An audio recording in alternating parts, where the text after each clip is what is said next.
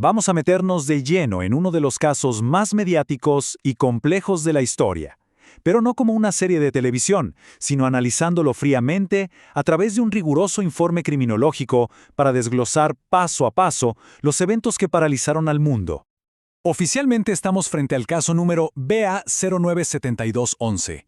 El acusado, Orenthal James Simpson, y los cargos son gravísimos, 2 de homicidio, por las muertes de su exesposa Nicole Brown Simpson y de Ronald Goldman, en la noche del 12 de junio de 1994.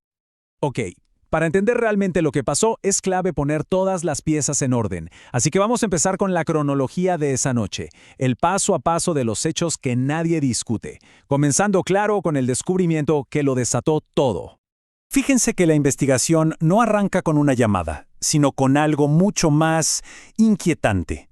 Un perro Akita, con las patas manchadas de sangre, que guía a un vecino hasta una escena del crimen brutal.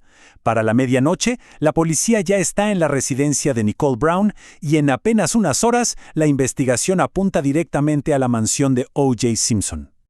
Pero, a ver, ¿qué llevó a los detectives tan rápido a la casa de Simpson? Bueno, la respuesta está en las pruebas físicas. La evidencia fue como un rastro de migas de pan, un camino que parecía ir derechito desde la escena del crimen hasta él.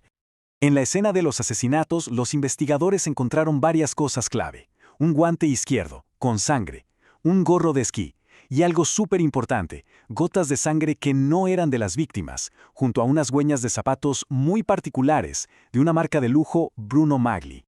Y la historia sigue. A muy poca distancia de ahí, en la propiedad de Simpson, los detectives encuentran el guante derecho que hacía juego con el izquierdo de la escena, también lleno de sangre. Y no solo eso, había más gotas de sangre en la entrada de su casa. El rastro se hacía cada vez más claro. Y faltaba la pieza que conectaba todo, su auto, el famoso Ford Bronco blanco. En el interior, más sangre. Había manchas por todos lados, en la puerta, la consola, la alfombra. Este vehículo se convirtió básicamente en el puente forense que unía los dos lugares y a las víctimas. Con todo este rastro de evidencia, la fiscalía sintió que tenía un caso blindado, una verdadera montaña de pruebas científicas. Y en el centro de todo iba a estar el ADN. Hablemos de este número porque es brutal. 1 en 170 millones. Esa era la probabilidad, según los análisis de ADN, de que la sangre encontrada en la escena del crimen fuera de otra persona que no fuera O.J. Simpson. Estadísticamente, era casi una certeza, una prueba que parecía irrefutable.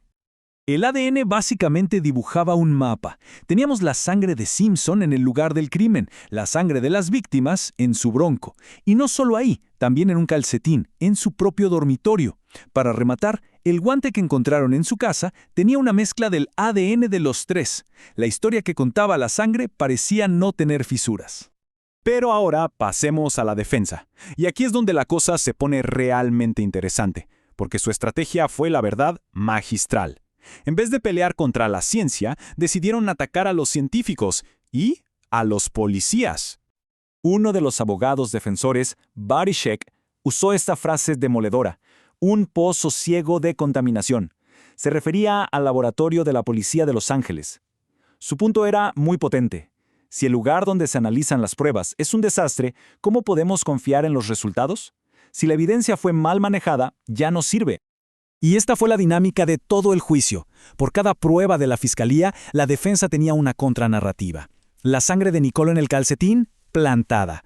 Argumentaron que encontraron EDTA, un químico que se usa para conservar la sangre en tubos de ensayo, lo que sugería que alguien la sacó de una muestra y la puso ahí. Y el guante, también plantado, según ellos, por el detective Mark Fuhrman, a quien pintaron como un racista que quería incriminarlo. Y entonces llegó el momento que probablemente definió el juicio. Puro teatro, pero de una efectividad increíble. La defensa hizo que O.J. se probara los guantes en plena corte. Y pareció que no le entraban. De ahí salió la famosa frase de su abogado Johnny Cochran: si no le queda, deben absolverlo. Esa imagen, esa simple frase, caló más hondo en el jurado que cualquier prueba científica. El golpe de gracia para la fiscalía fue el testimonio del detective Mark Fuhrman. Él juró en el estrado que no había usado un insulto racial en 10 años. Pero la defensa sacó unas cintas que probaban que lo había hecho 41 veces. De repente, Furman ya no era solo un detective, era un mentiroso y un racista comprobado. La duda razonable estaba sembrada. Después de casi un año de juicio, de 252 días que tuvieron a todo un país en vilo, llegó el momento del veredicto. Y la rapidez con la que el jurado tomó su decisión dejó a todo el mundo en shock. Menos de 4 horas. Ese fue todo el tiempo que el jurado necesitó. Después de meses y meses de testimonios, de montañas de evidencia, deliberaron menos de 4 horas para decidir el destino de O.J. Simpson. Y el 3 de octubre de 1995 se escuchó el veredicto. No culpable. En ambos cargos. El anuncio provocó una onda de shock en todo el país, y de hecho en todo el mundo. La reacción fue inmediata y profundamente dividida. Esta absolución nos obliga a hacer un análisis más profundo, porque al final el juicio no se trató solo de la culpabilidad de un hombre, puso en el banquillo de los acusados al propio sistema de justicia. Muchos expertos hablan de algo llamado nulificación del jurado. ¿Qué es esto? Es cuando un jurado, aunque crea que el acusado es culpable, lo declara inocente. ¿Por qué? Para enviar un mensaje. Para protestar contra la policía, contra el sistema. Y pensemos en el contexto. Esto fue en Los Ángeles poco después del caso de Rodney King. La desconfianza en la policía estaba por las nubes. Así que la idea de que el jurado quiso castigar al sistema tiene mucho sentido. Este caso destapó una caja de Pandora. Quedaron al descubierto un montón de problemas del sistema. La mala conducta de la policía, la forma tan descuidada en que se manejaron las pruebas. También se vio cómo la raza se puede usar como una estrategia legal, cómo el dinero y la fama pueden inclinar la balanza y, por supuesto, el circo mediático que se montó alrededor. Al final del día, el juicio dejó de ser sobre un doble asesinato. Se transformó en algo mucho más grande, en una especie de referéndum.